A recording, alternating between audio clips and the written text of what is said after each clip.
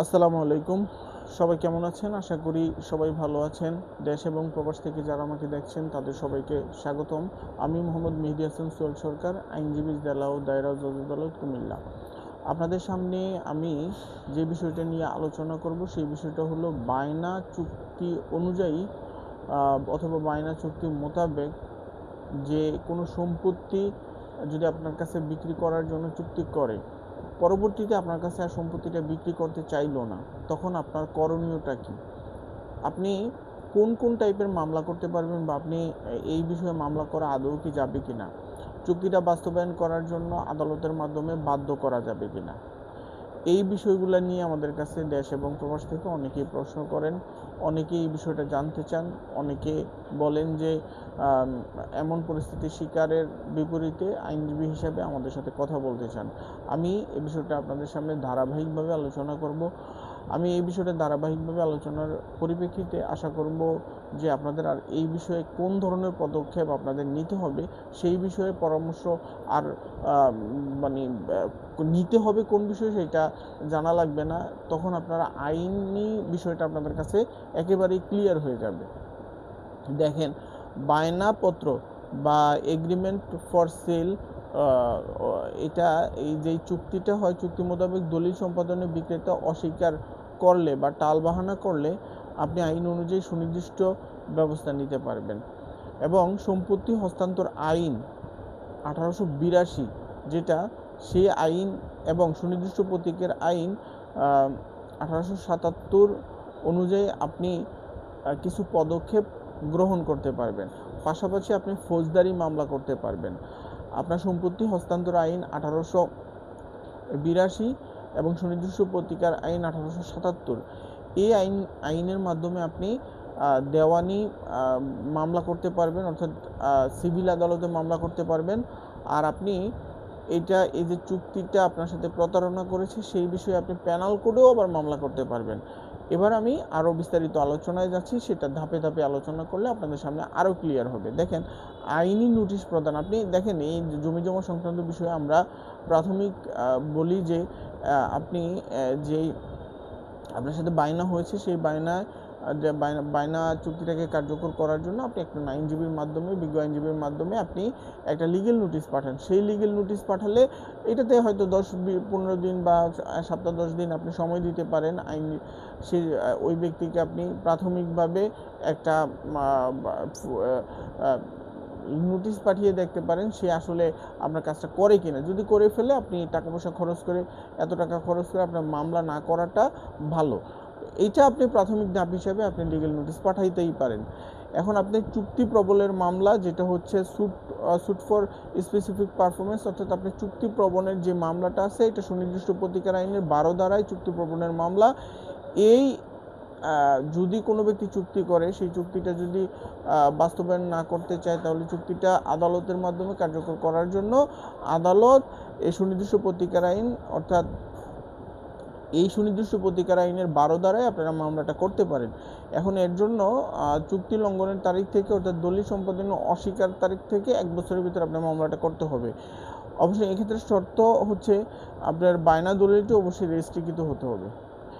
এরপরে আপনি আদালতে অবশেষ টাকা জমা দিয়ে ডিপোজিট অফ ব্যালেন্স,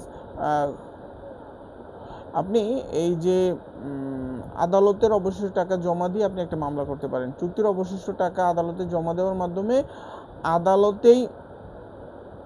আদালতের মাধ্যমেই আপনার এই জমিটা যেন আপনাকে রেজিস্ট্রি করে দেয় সেই বিষয়ে একটা ব্যবস্থা নিতে পারবেন। আদালত জমির মালিকের বিরুদ্ধে একটা রায় দিবে, ডিক্রি দিবে, তারপর আবার রায় দিবে। রায় দিয়ে আপনাকে জমিটা আদালতের মাধ্যমে দলিল করে দিতে আদালত যে আপনার বিবাদী যে থাকবে তাকে বাধ্য করবে। এখন আরেকটা বিষয় হচ্ছে আপনি নিষেধাজ্ঞা, আপনি টেম্পোরারি ইনজাংশন যেতে পারেন। আপনি সিভিল প্রসিডিউর কোডের 39 রুল 1 এবং 2 এর মাধ্যমে আপনি একটা অস্থায়ী নিষেধাজ্ঞা যেতে পারেন। এখন কথা হচ্ছে, আপনি তো দেওয়ানি মামলাগুলো করেন, আপনি ইচ্ছা করলে ক্রিমিনাল মামলাও করতে পারেন, ফৌজদারি। এই যে যদি বায়না দলিলটি রেজিস্ট্রি না থাকে, যদি শুধুমাত্র স্ট্যাম্প বায়না হয়, স্ট্যাম্পের মাধ্যমে বায়না হয় তবে সুনির্দিষ্ট প্রতিকারণে 12 ধারায় সেটা হবে না, কঠিন হয়ে যায়। এক্ষেত্রে আপনি ফৌজদারি দণ্ডবিধি 1860-এর 420 ধারায় আপনি মামলা করতে পারেন।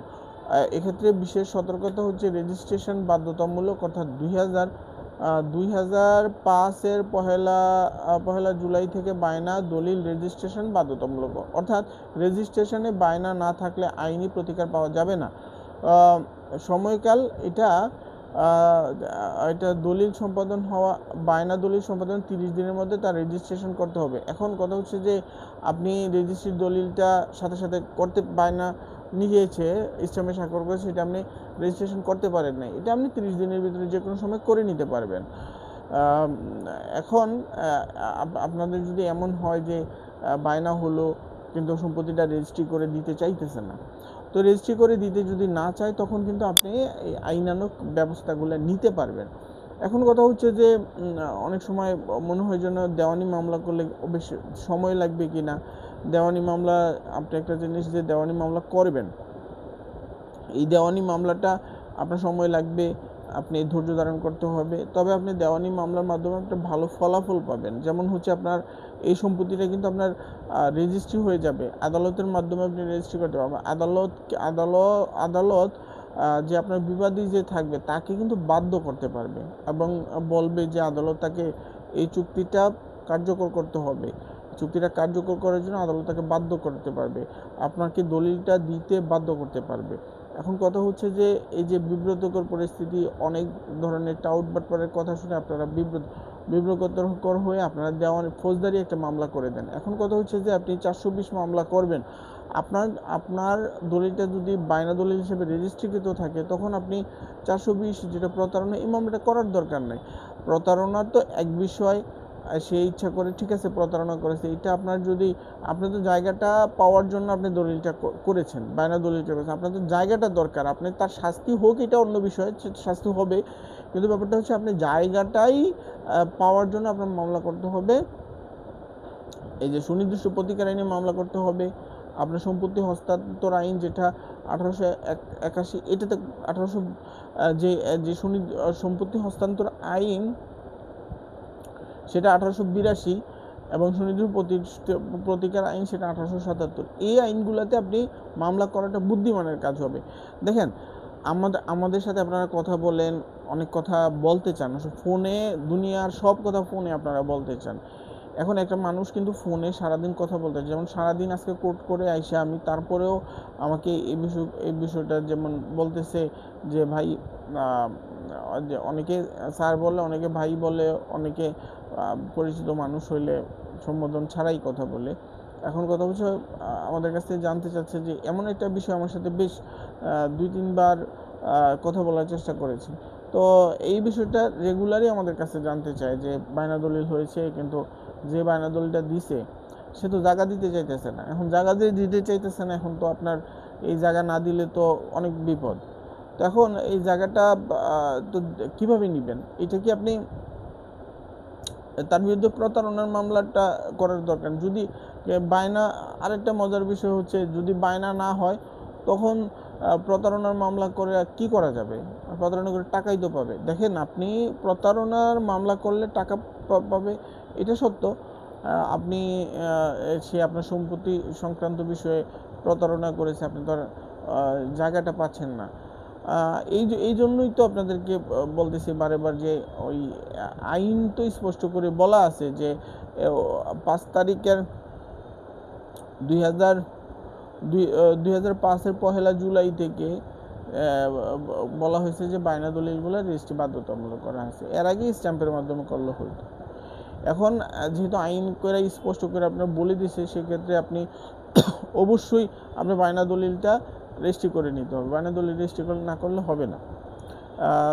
আপনারা দেশ এবং প্রবাস থেকে যারা আমাকে দেখেন, তাদের যদি আরও কোনো প্রশ্ন থাকে এই বিষয়ে, আপনারা দয়া করে আমাকে রাত্রে 9টা থেকে 11টা পর্যন্ত এই সময় আপনারা আমার ফোন দিবেন, ফোন দিয়ে আরও বিস্তারিত কথা বলতে পারবেন। ভালো লাগলে ভিডিওটা শেয়ার করে দিবেন, আর যদি মনে হয় যেন আমার সাথে আরও কথা বলা লাগবে তখন আপনারা ফোন দিবেন, পাশাপাশি আমার ফেসবুক পেজটা ফলো করে দিবেন। আর ইউটিউব চ্যানেলটা সাবস্ক্রাইব করে দিবেন। ধন্যবাদ সবাইকে, ভালো থাকবেন। আসসালামু আলাইকুম।